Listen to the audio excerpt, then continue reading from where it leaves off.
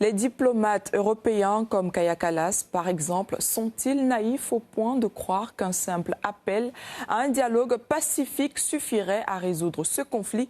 Voici l'opinion de Gilles Casanova, consultant en stratégie et communication et ancien membre de plusieurs cabinets ministériels. Madame Kallas a une obsession permanente que chaque jour elle exprime: il faut détruire la Russie.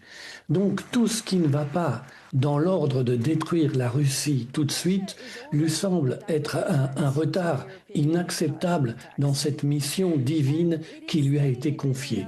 Donc c'est pourquoi elle exhorte à la négociation alors que, en général, elle est pour la guerre. Mais son point de vue est un point de vue assez isolé. Elle est maintenant considérée comme une voix minoritaire dans l'Union européenne.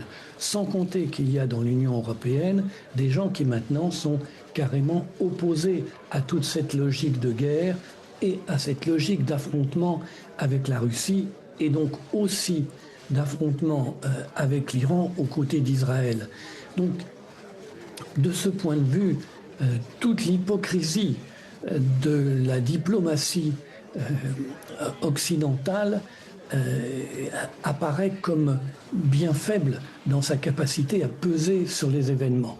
Un peu moins diplomates, les Britanniques ont reconnu avoir été tenus au courant des événements minute par minute, mais ont indiqué qu'ils n'avaient pas participé à l'attaque sur l'Iran.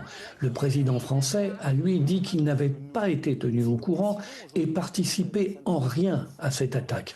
Il faut se souvenir que ce sont des dizaines et des dizaines de morts qui ont été faits en France par des attaques terroristes liées à l'État iranien et qu'il a donc maintenant très peur d'entrer dans cette guerre car toute la difficulté des dirigeants européens, c'est qu'ils sont pour la guerre si elle se déroule ailleurs, si elle se déroule loin.